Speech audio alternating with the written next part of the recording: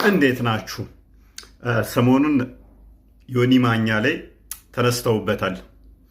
ምንድነው ጥፋቱ ብዬ ስጠይቅ በጣም የሚያስቅ ነገር ነው የነገሩኝ። አልሰማሁትም፣ ግን የወሬ የሰማሁት የምታመልኩት ነብዩ መሐመድን ነው ወይ አምላካችሁ ነው ወይ የሚል ጥያቄ ጠይቋቸው ነው አሉ። እና ይሄ ነው ያበሳጫቸውና እንደዚህ አካውንቱን ለማዘጋት የደረሱት። ይህንን ጥያቄ እኛም እንለዋለን። የዮኒ ጥያቄ ብቻ አይደለም።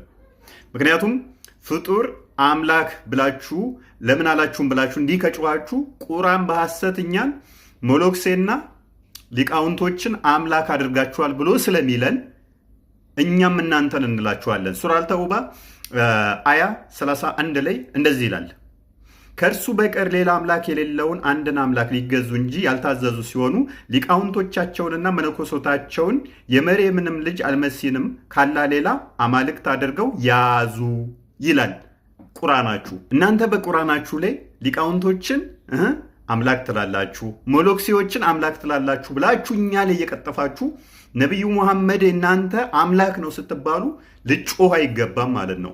እናንተ በሐሰት ቁርአናችሁ እኛን ስለሚወነጅለን ማለት ነው። ዮኒ ማኛ ትክክል ነው ያለው፣ ምንም ስተት የለበትም። በአይዲዮሎጂው ባልስማማም በብዙ ነገሮቹ፣ በዚህ ግን ትክክል ነው የተናገረው። በተጨማሪ ደግሞ ነቢዩ መሐመድ ልክ እንደ አምላክ እንደምታዩት ላሳያችኋ፣ ምን ችግር አለው?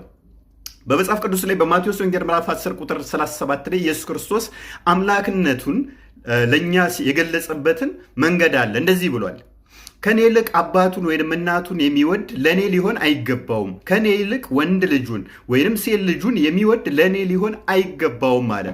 ስለዚህ የጌታችን ፍቅር የአምላካችን ፍቅር ከቤተሰቦቻችንም በላይ መሆኑን ነገረን።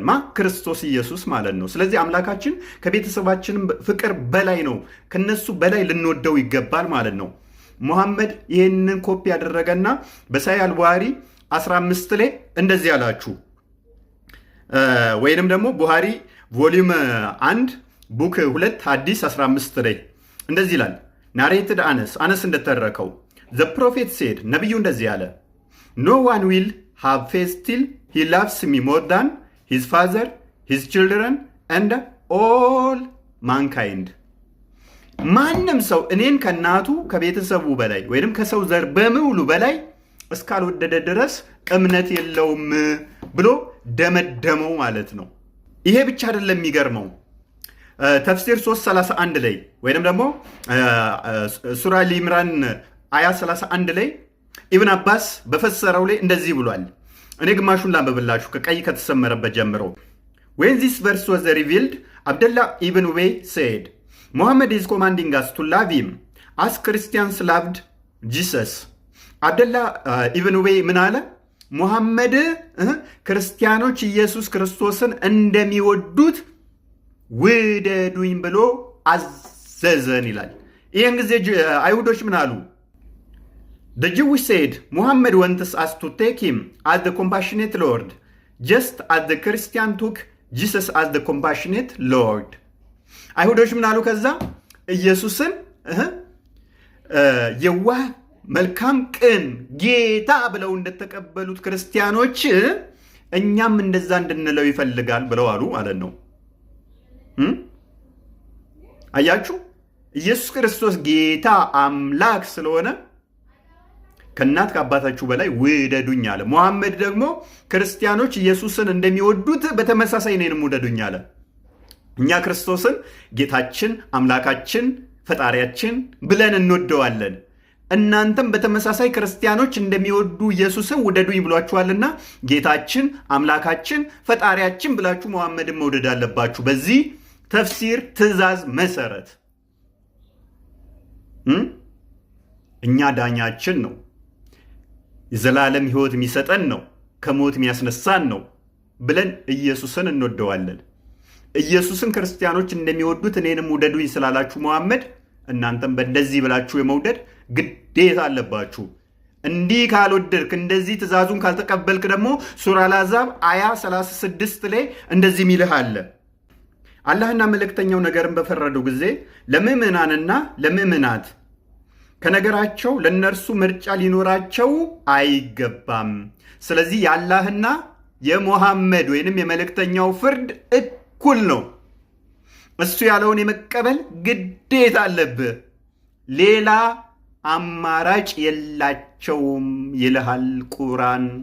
ስለዚህ ክርስቲያኖች ኢየሱስን እንደሚወዱት እኔንም ውደዱኝ ብሏችኋልና እኛ ጌታችን አምላካችን ፈጣሪያችን አስገኛችን ብለን እንወደዋለን። እንደዚህ ብለህ እንድትወድ ሙሐመድ ራሱ አዞሃል። በነገራችን ላይ ሙሐመድ እኮ ኃጢአትንም ይቅርታ እንደሚያደርግ እኮ ተናግሯል እኮ። ስለዚህ ኃጢአትን ይቅር የሚያስብል ከሆነ ይህም በሱራ አልሐቀፍ አያ 31 ላይ እንደዚህ ይላል፣ ወገኖቻችን ሆይ የአላህን ጠሪ ተቀበሉ፣ በእርሱም እመኑ። በቅንፍ አላህ ብለው ከተዋል። ቅንፉ አረብኛ ላይ የለም እንዳታነቡት። ከኃጢአቶቻችሁ ለእናንተ ይምራልና። ምን ይላል? ይምራልና ከአሳማሚ ቅጣትም ያድናችኋልና። ስለዚህ የአላህ መልእክተኛ ምን ያደርጋል ማለት ነው? ከኃጢአትህ ይምራል፣ ከአሳማሚ ቅጣት ያድናል። ስለዚህ ይሄንን የሚያደርግ አምላክ አይደለም ልትለን ነው? ስለዚህ ዮናስ ወይንም ደግሞ ዮኒ ማኛ ቀጠፈብን ከማለታችሁ በፊት ሱራ አልተውባ 31ኛው አያ ላይ እኛ ማናመልከውን ሞሎክሲዎችን ያመልካሉ ወይንም አምላክ ብለው ይዘዋል፣ ሊቃውንቶችን አምላክ ብለው ይዘዋል የሚለውን የቁርአን ክፍል ቀዳ አውጣ። አሊያም ይኸው እንዳሳየነው ክርስቶስ እኛ ጌታ አምላክ ብለን እናመልከዋለን፣ እንወደዋለን። እናንተም ነብያችሁ ክርስቲያኖች እንደሚሉ እኔንም በሉኝ ብሏችኋል። አምላካችን ልትሉት ይገባል። ቴንክ ዩ